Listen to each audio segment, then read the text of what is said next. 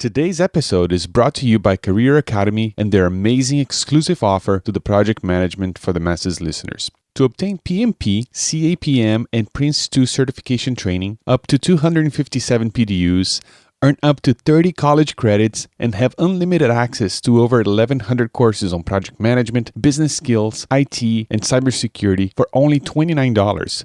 Visit pmforthemasses.com/academy. And yes, for an annual fee of $29, you get access to all 1,100 courses and more. To learn more, visit pmforthemasses.com/academy. Project managers, have you ever felt like you should get that promotion or a better job? Start a business, write that book. Have you ever felt you were made for more but didn't know where to start? Welcome to the PM for the Masses podcast with your host, Caesar Abaid. Learn from the experts, think outside the box, have a voice, network, and be extraordinary. PM for the Masses podcast. Well, hello once again and welcome. I'm Caesar Abaid, your host. And this show is your weekly reminder that your career matters more than your job and that your life is a project and you are the manager. Whether you work for a company or for yourself, your job stability is really just your ability to land your next gig. So, join me in practicing intentional, planned, and value-adding relevance. Starting right now. Today, my friends, we're going to talk about meetings. You and I know that meetings can be a pain. They can interrupt your work. They make you hang out with people you don't like. They can really make obvious the role that office politics play. They can create tension, and they sometimes can even remind everyone how dysfunctional your team can be. However, I tend to enjoy meetings. I actually like them. I know it sounds crazy, but when a meeting is planned and conducted the right way, it can be a great opportunity to get things done, to make difficult decisions together, to set priorities, and direct work in a way that will get things done and move your project and your objectives forward. So how can you get to that point? How can you transform your meetings from something you dread to something you might even enjoy? How can you even maybe start looking forward to your meetings? So to answer these and many other questions today, I bring back to the show my friend Elizabeth Harrin. Now, I have met, in quotation marks, with Elizabeth a few times because she's been a guest on the show here quite a few times. And I can say this, she's an expert in conducting quick, productive, concise, to-the-point meetings, which I look forward to every single time. Also, she has created a helpful resource for us who are wanting to have better meetings. It's called the Meetings Template Kit. We talk about that and much more during our conversation today. So how about we get started? Special guest coming up next. pmforthemasses.com. pmforthemasses.com. Elizabeth Harrin is the director of the Autobus Group, a project communications consultancy which helps people tell the story of their projects more effectively. She is the author of Shortcuts to Success, Project Management in the Real World, Social Media for Project Managers, and Customer-Centric Project Management. She's particularly interested in stakeholder engagement and team communications. Elizabeth also works as a practicing project and program manager. She spent 8 years working in financial services, including 2 based in Paris, France, before moving into healthcare. Elizabeth writes the blog A Girl's Guide to Project Management, which is fantastic, for which she won the Computer Weekly IT Professional Blogger of the Year award in 2011. She is widely published on project management topics and has contributed to Project Magazine as well as the websites Projects at Work, projectmanagement.com, and pmtips.net. And Elizabeth is on the line with me today from her home in London, England. Hello, Elizabeth. How are you? Hello, Caesar. I'm fine, thank you. How are you? I'm doing better now that I'm talking to you. I just love having you on the show. Oh, thank you very much. That's very kind. How are things? All right, thank you. Yes, we've got forecasted for snow over here in England at the moment, so we're gearing up for a cold snap. Okay, well, we're just coming out of one, so it might be the same one. Living London, Canada, and going to London, England. Yes. Elizabeth, we're going to talk about meetings today, and I was just talking to you before we started the recording that this is kind of timely because in this new job that I'm in, we all work remotely, so communication is oxygen, as they say, and automatic, and we do a lot of these meetings, a lot of these virtual meetings, if you will. And most of the folks in the company, at least it seems to me at this point, a lot of millennials, and it's very interesting to me to see how they meet. They seem to be much more efficient than what I'm used to when it comes to these meetings. And I don't know that they have any training on how to conduct these meetings well. So let's talk about this today. And I know you have, and we're going to share this resource at the end of the interview, but you have put together some cool resources to help us do better meetings. So just to get started, what is wrong and what's broken with the way we conduct meetings right now? I think it's, as you say, inefficiency, because we get into a lull of having a weekly project status meeting, and I think people get a little bit sloppy or a little bit lazy, or the audience changes slightly and the delegates aren't updated. So it just feels like there's a big resistance to attending meetings because you know that they're going to be a total waste of time. And really, if a meeting is going to be useful, you've got to come out knowing something different, or having made a decision, or that something's moved forward. And it's having those clear objectives of what are we going to get out of this conversation altogether that I think is often lacking. And it just means that for most people, it's an inefficient use of time. And that's why we don't like it. Mm-hmm.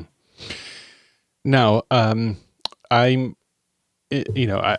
do meetings that are based on projects, things that need to be done, and we get together based on that. And we also have our team meetings, which are regular meetings that we do. And so you're saying we need to have a clear purpose for the meeting. So how do we communicate that ahead of time, or do we communicate that ahead of time? Communicating the purpose for the meeting, I think, is really... that's the most critical thing, because people need to know why they're turning up, why are you inviting them, and why this meeting is worth their effort, and what they need to prepare in advance.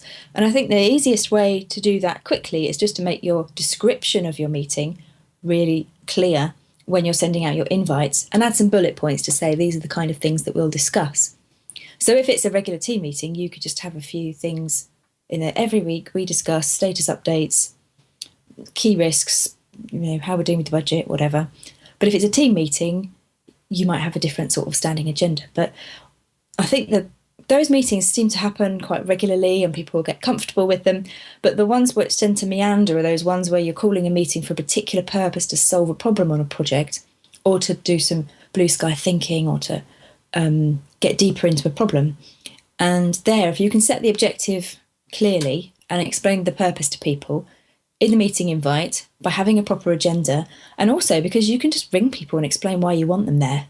And if they know why their opinion is going to be valued and what you want to get out of it, I think they just walk into the room, whether it's a virtual room or a real physical meeting room, with just a different attitude and a bit more preparation and thoughts gone into their attendance. Mm-hmm. Do you think that would work? Yeah, no, that makes sense to me.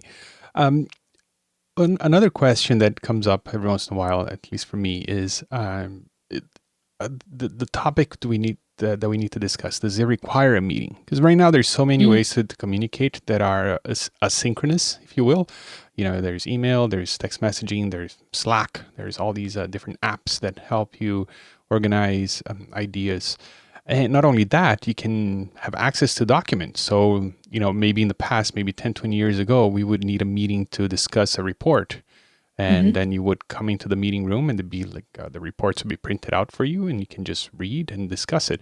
But now, let's say this report is available as a PDF somewhere and you can just go read it when you have a break. So how do we decide whether a meeting is actually necessary, or we can just send out a report so people can read and discuss asynchronously? I think it depends on what you're trying to get out of your meeting. So if it is just broadcast, you're just sharing information, letting people know what's happening, or you want to brief people on what's been decided in a different group, you can do that through a report.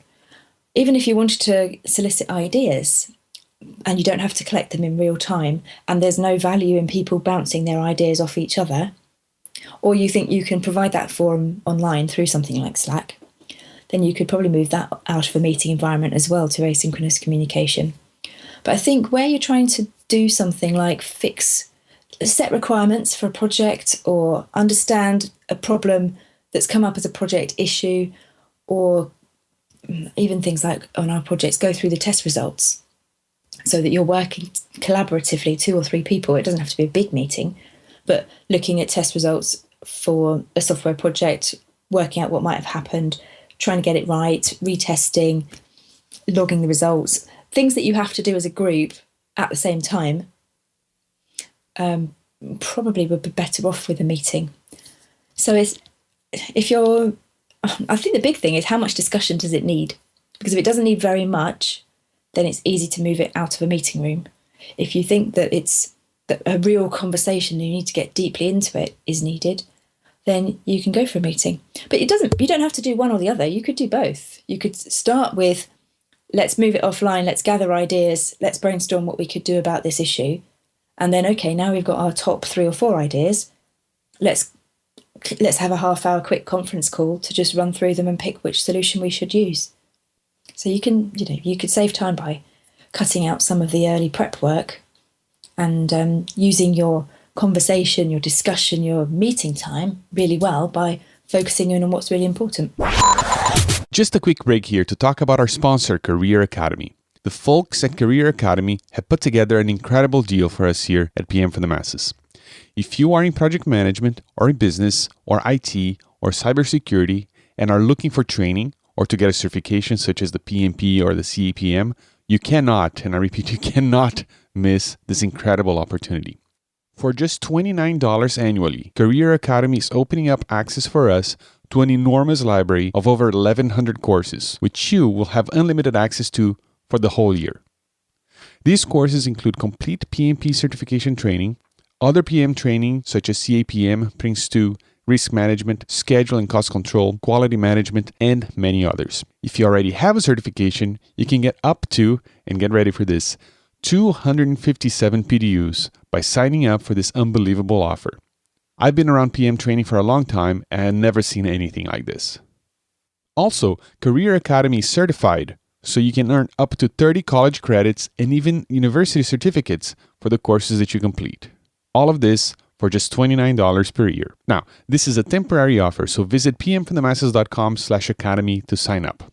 Again, for over 1,100 courses on the PMP exam, CAPM, Prince2, Agile, CompTIA, Digital Forensics, Cisco training, cybersecurity, and many others, plus 257 PDUs, college credits, and much, much more for only $29 per year, visit pmforthemasses.com/academy.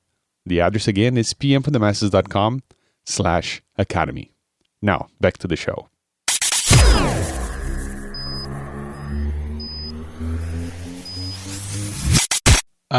As a new person in a company, I find that some of these meetings, they serve another purpose as well, which is to help create a culture, to help people build relationships.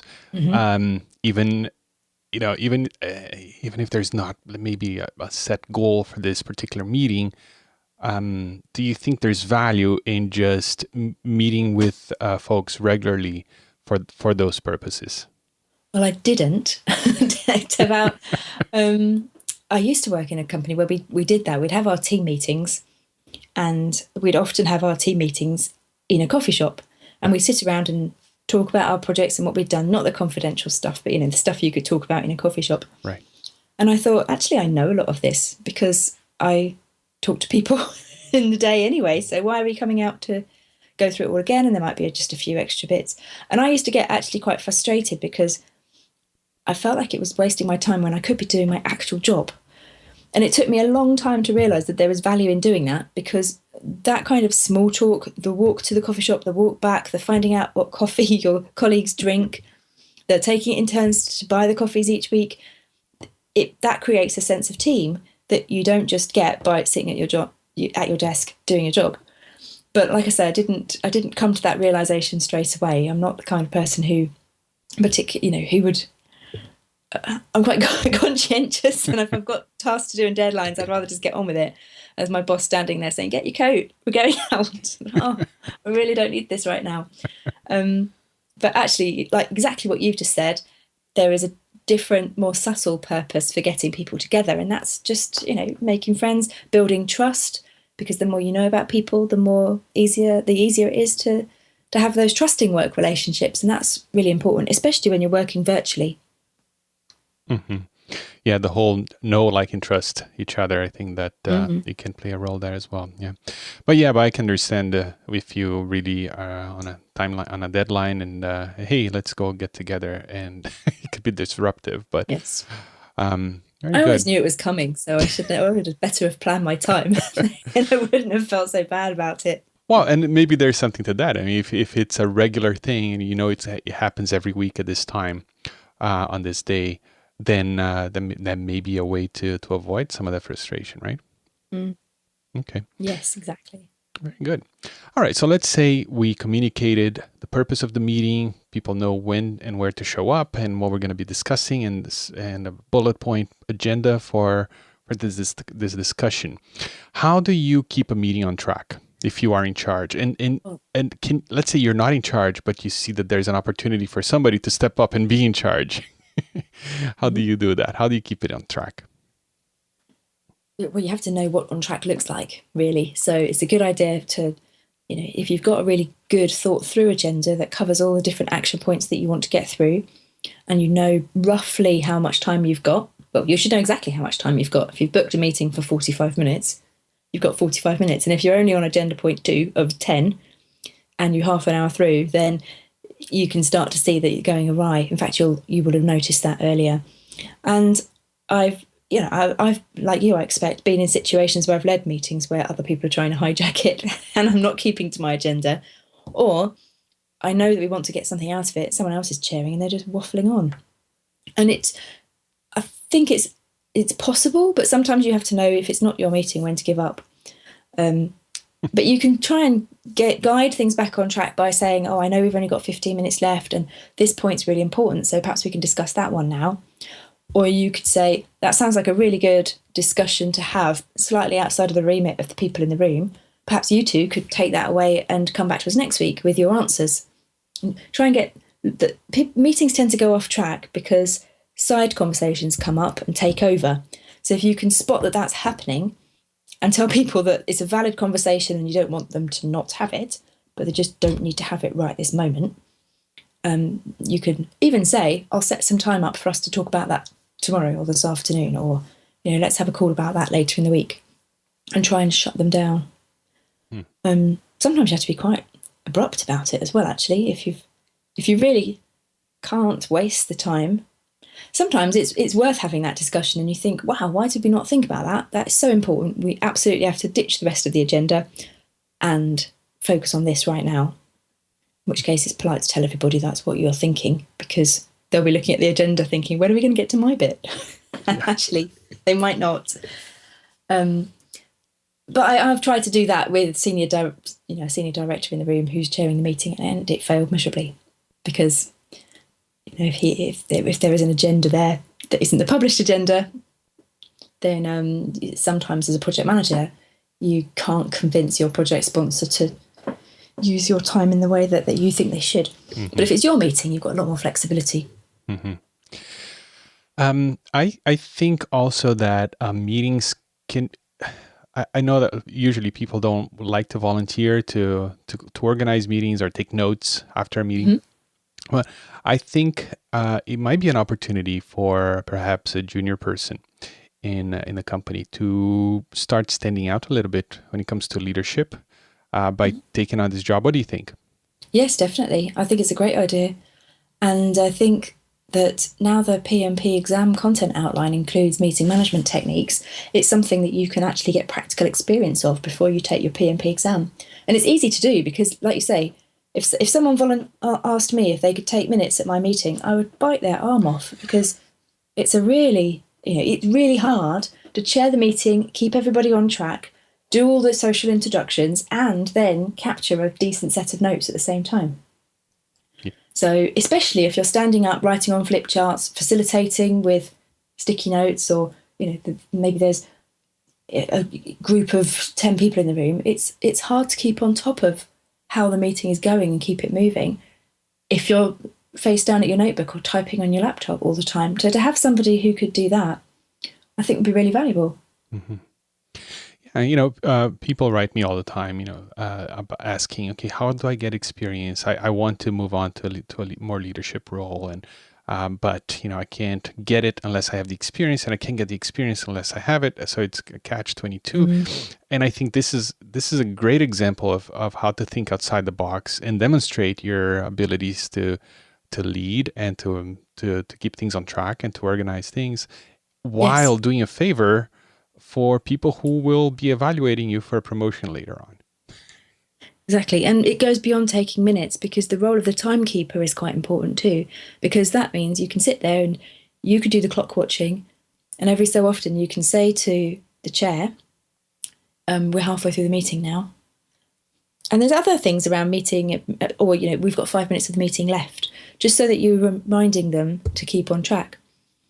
And there's lots of other bits of meeting admin management that take up an awful lot of time. And sometimes setting up a meeting could be a mini project in itself, because you might have to ring round the assistants of 4 or 5 different senior managers to try and find out when they're available, and then try and find a meeting room. You might have to try and organise for catering to come in, and then you're sending out an agenda, you're sending out directions, you're sending out conference call or virtual webinar links, collating the minutes afterwards, checking that you've not forgotten anything on the minutes, getting them approved, issuing them. And then there's, of course, all the following up of the actions, because the meeting doesn't stop when you shut the meeting room door at the end of the hour, or however long you've had. Mm-hmm. So there's a lot of project support that goes into pulling off a successful meeting. Right. Yeah, I hadn't thought about that. They are like mini projects. That's another way for the junior folks to exercise their PM skills and open up their wings a little bit, spread them out, and hey, I'm going to treat this meeting planning as a project, and see what happens. So you mentioned that the meeting isn't done when the meeting is done. So what should we do after a meeting? I think sending out the minutes, documenting what happened, including the decisions, because I think we often document the actions, the things that people said they would do, and we remind people what they said they would do by putting it in the minutes. But I think it's also important to document what you decided and why you made those decisions, if you made any decisions in the meeting at all. Mm-hmm. And then issue those minutes. And I try and do it, well, I'm not always 100% capable of meeting this service level agreement. I do try and do it within 48 hours, because then I think it's fresh in people's minds, and they will read the document and remember that they didn't say that, or that's not that's not how they remember it. And you've got that dialogue around making sure that your minutes accurately reflect what was discussed and what was decided. And then there's the big job of following up, because sending out the minutes and saying, here are the 10 actions, that doesn't determine if the work gets done or not. So you've then got to think, especially if it's only a one-off meeting for brainstorming or something, how are you going to follow up those actions and make sure people do what they said they were going to do? How long are you going to give them? Mm-hmm. And do you have to invite them to another meeting to get them to tell you that they've done their actions? And so there's a big piece of making sure that what was agreed in the meeting actually happens, and working out the best way to do that. Mm-hmm. I guess if you are the project manager, then I guess that would be part of your responsibilities to follow through. Yes. What do you think of turning those actions right there at the meeting into, let's say, a task in a project management information system, like software type of thing, right there and then? I think that would be great. If you've got that open in front of you, you can put that straight in. I think personally, it would depend for me as an individual project manager. It would depend what the task was, because sometimes big things like someone saying, "I agree, I'll put together the requirements specification," I would want that in the plan, and I could go into into a scheduling tool or a task management tool and put that in. Mm-hmm. But if they said something really tiny, like I'll chase up someone about the email I sent them last week or something like that, I would have to think, is that a big enough thing to count as a task to warrant going into my tool? But I mean, having said that, what I do is I copy and paste every action ever into a action log that I keep in Excel. And that's effectively the same thing, task management, but it tends to be for things that aren't necessarily a big task or a milestone on the plan, but just more admin and housekeeping type stuff. But there's no reason why you couldn't use your task management software to do it. Okay. Very good. Yeah, no, I see that's a good opportunity for actions to be decided upon, and that's a good point too. Like, not just this write down what was discussed, but you mentioned actions that will be taken and decisions that were made. So would you say, if you're writing it down minutes, that these would be the three categories, like mainly like general discussion, and then actions, and also decisions? Yes, I would say I would write down the discussion by topic. So I'd use the subheading to say, we talked about project setup, we talked about testing, we talked about the contract with the supplier, and here's what we discussed in each of those chunks. And then here's a summary of what was decided, and here are the actions with the name of the person who's going away to do the action. And I would also write at the bottom the date of the next meeting, because then you know that if you're following up, again, something to go on your agenda, the last point, you'll have your any other business section, and one of those things can be, are we meeting again? If we are going to meet again, when's it going to be? Because you can guarantee that everyone will have their calendar either on their phone or on their laptop, or accessible through their tool somehow. Mm-hmm. And that's far easier to do when you've got to try and organise 10 people to turn up again, or even 5 people, and do it in a meeting.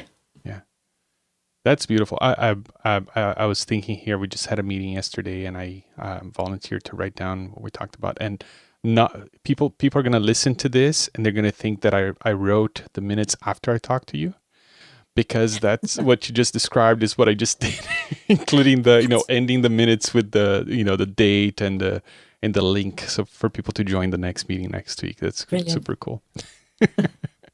Very nice. Now, so this sounds like a great template, and I know that you put some templates together because you sent it to me a few months ago for me to evaluate, and that's what sparked the interest into yes, I did, this interview. Yes. Yeah, you did.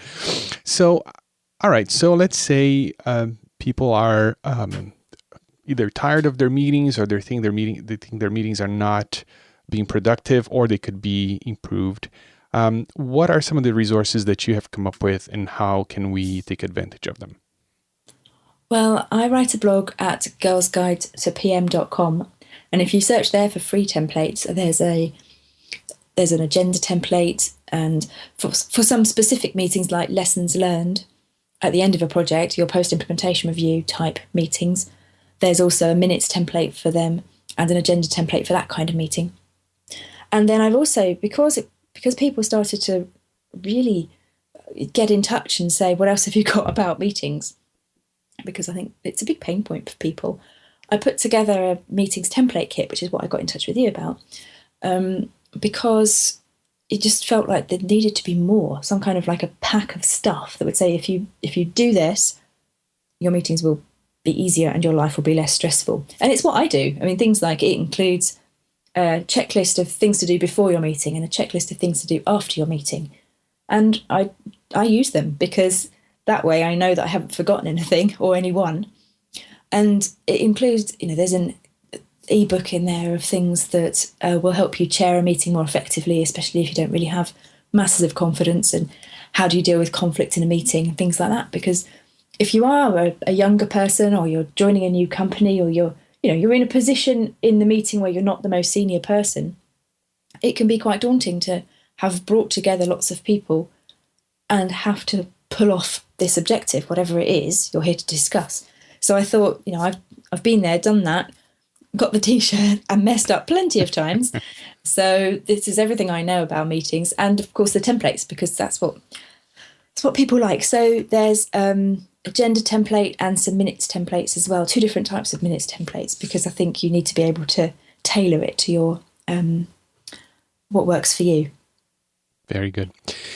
And just to you've been on the show before, but just in case people are listening to for the first time, your website's name is Girls Guide to PM, but that doesn't mean that it's a website just for girls, because I enjoy no, it. that's right. Thank you for saying. It is more like you are a girl and it's your guide, so it's a girl's guide. My guide, exactly. And if I chose the name again, I've been blogging now for 10 years under that umbrella, under that name, and I think if I rolled back my life 10 years, I might have chosen a different name. But that's how people know me now, so it's stuck. You're doing well. I think it's not a problem. Okay, and did you mention also that there is a time-bound promotion that it's going on right now? There is actually. This is a very timely conversation for us to be having, because the meetings template kit, if you get it before the 18th of March, will also include for free a copy of my ebook about professional networking. So I think the 2 things fit quite well together, because meetings are often environments where you meet new people for the first time. And I know, the people again get in touch with me and say, how do I build my professional network? I need it because I need to get a job, or I need to secure my future in case I lose my current job. How do I build up a support network as well as people I can learn from? So I put together an ebook about that as well. So that's included for free if you buy the meetings template kit before the 18th. Awesome. So we are recording this on March 4th, and I'm going to publish this tomorrow. And on March 5th, it is a Saturday. So you have plenty of time, you who are listening right now, to take advantage of this promotion. And I'm going to take advantage of it myself, because I love to get this ebook. So I'm going to be doing that. And I'll have the links to Elizabeth's website, which is girlsguidetopm.com. And also the links that, Elizabeth, you're going to send me a few links that will take the listeners directly to this promotion, correct? Yes, I can do that. And I'll send you the links for the free agenda template as well. Okay. So I'll have all these links on the show notes for today's episode, which you can find at pmforthemasses.com/98. Again, pmforthemasses.com/98. Elizabeth, thank you so much again for your time and for graciously coming onto the PM for the Masses podcast and sharing your wonderful knowledge with us here. Oh, well, thank you very much for having me. It's always lovely to talk to you. You are listening to the PM for the Masses podcast. All right. I hope you enjoyed my conversation with Elizabeth Harrin. Don't you love her voice and accent? I could just listen to her talk all day. Now, you can find the links to the resources that she shared with us on the show notes for today's episode at pmforthemasses.com/98, including the meetings template kit, which is a fantastic resource if you're interested in having better meetings, and the ebook that she mentioned as well, which you can get for free until May 18th if you buy the template kit. Again, it's Project Management for the Masses, which you can find at pmforthemasses.com/98. Now, before I go today, I just wanted to share with you 2 more things. One is that you can get the audiobook version of my book, Project Management for You, for free if you buy the book on the Kindle store, an Amazon store. So what you do is you go to projectmanagementforyou.com and you'll see all the steps there. The step 1, you buy the book on Amazon, and there's a link there for you, so you don't have to go searching for it. And then you send me the receipt. There is the instructions on how to do that. And then step 3 is I will send you the files for the audiobook. Again, the address for that is projectmanagementforyou.com. The book is doing really well on Amazon. It at one point late last year, it actually was the number 1 book under project management on Amazon, which was completely insane. It totally blew my mind, and it has been consistently in the top, let's say top 50. It fluctuates, but it's quite popular in the category that's in, and I'm very grateful. So if you have purchased the book, I appreciate that. And if you haven't yet, again, you go to projectmanagementforyou.com and you can find the instructions there on how to do it. And finally, before I go today, just wanted to talk to you guys again about Career Academy, the sponsor of the show, of this episode. And specifically, I want to talk about the offer that they put together for us called the Certified Learner Membership through Career Academy. Okay, so if you go to pmforthemasses.com/academy, you will find this page that they put together just for us. And you'll find our logo there, and you're going to find a selection of courses that are perfect for us here. So the way this works is an annual membership that costs $29, okay? And with this membership of $29 per year, you get free unlimited access to over 1,100 IT, cybersecurity, project management, and business skills video courses. This is virtually hundreds of hours in training. This includes over 600 project management courses, including training for the PMP exam, the PMI Agile Certified Practitioner exam, the CAPM, and the PMI Risk Management Professional exam. So if you are looking to get any of these certifications for $29, you can get the training that you need. If you already have a certification, you can get up to 257 PDUs or contact hours, which is absolutely insane. This training is on demand, so you can listen to it and watch it whenever you want from your computer, from your tablet, or from your smartphone. There are over 10,000 review questions, so you can assess your understanding of the respective training that you took. You get certificates of completion that's also provided, so you can prove to folks that you have taken these courses. And you can even get college credits from the American Business and Technology University. You get immediate access to all the courses, full mobile access, as I said, and you also get full priority customer support. So if you have any issues watching the videos or at all, you can contact them for support. And it's an amazing offer. I mean, I'm sure if you've taken any preparatory course for the PMP exam, you know that $29 it's almost free. So you can't miss this. So again, for you to take advantage of this special offer, you can go to pmforthemasses.com/academy, and you'll see the link on the show notes as well at pmforthemasses.com/98. And when you go to that link, you're going to see the logo for Project Management for the Masses, and you know you're in the right place. So yeah, take advantage of that. And thank you again, Career Academy, for sponsoring the PM for the Masses podcast. It's been a fantastic partnership, and I appreciate it. And really, this is all I had for you today. I hope you enjoyed this episode 98 of the PM for the Masses podcast, and I talk to you again next time. And until then, my friends, remember that life is a project, and you are the manager. Ciao, ciao. Thank you for listening to the PM for the Masses podcast. Tune in next week for more great ideas on how to manage your projects better and truly stand out in your industry. pmforthemasses.com